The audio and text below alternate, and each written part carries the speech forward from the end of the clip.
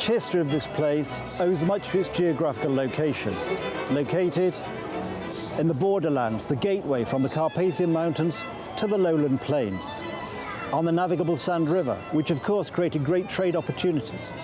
And that is why this town, Przemyśl, grew up. I'm standing here in the market square in Przemyśl at the beginning of our journey, a journey through history which takes us from the end of the Roman Empire to the end of the Second World War, a rich history of people, of buildings, of institutions. Join me on Poland Daily History as we see Przemyśl above ground and below ground.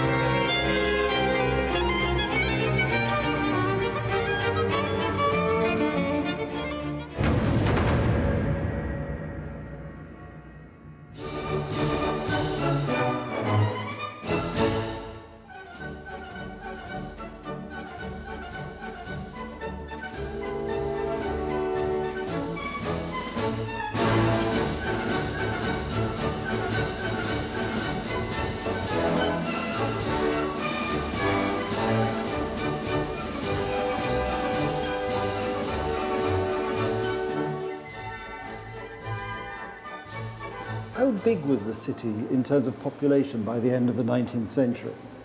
Well, it was around 50,000, and Przemyśl was a multinational town because you would have Poles, obviously, you would have a Jewish community which would constitute 1/3 of entire population.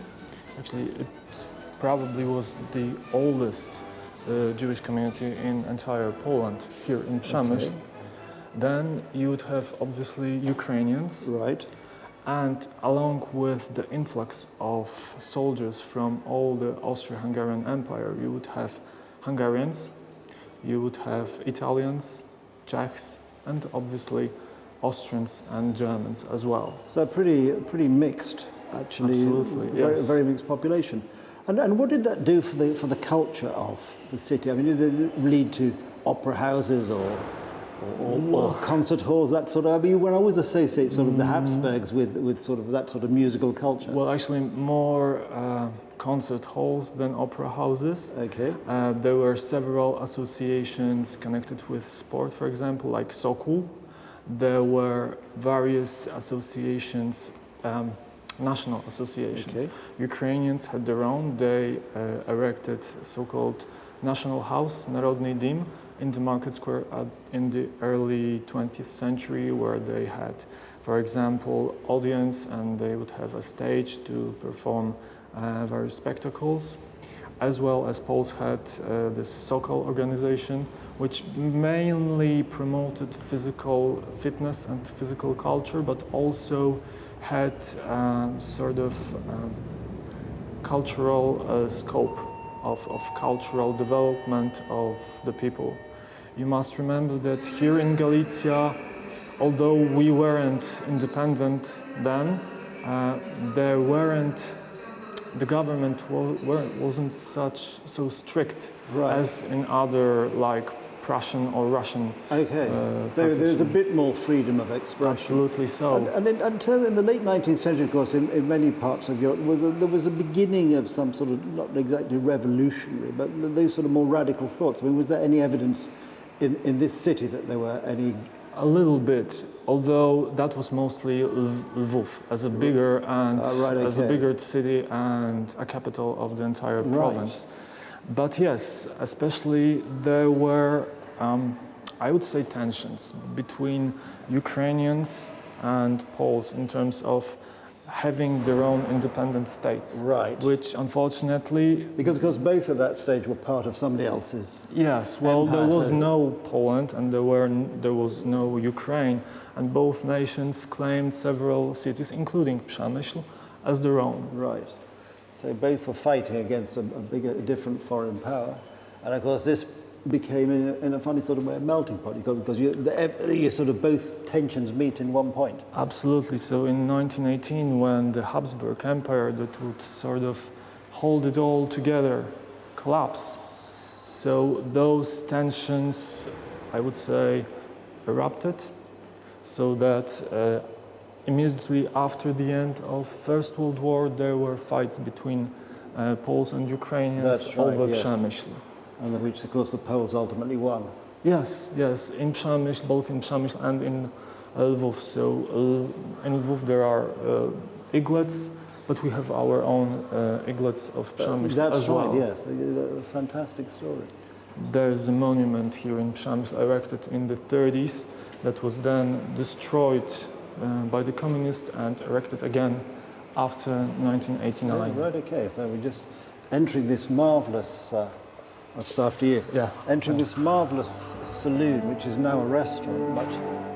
There used to be a restaurant here as well, and this was the place where Franz-Jozef would be received whenever he visited Przemyśl. In this particular room? Yes. And this is why it's so magnificently decorated. It's more like a palace than a railway station, right? This is they don't build railway stations like this anymore, unfortunately. No, they're mostly functional, but if we look around, you would see various signs like the sigil of Przemyśl. That's the city coat of arms, yes? Yes, or some paintings showing Przemyśl, like this one here that shows... That's the castle, isn't it, where we were yesterday? This is the castle. This is the castle. And some overall views of... Overall view from one of the hills surrounding Przemyśl.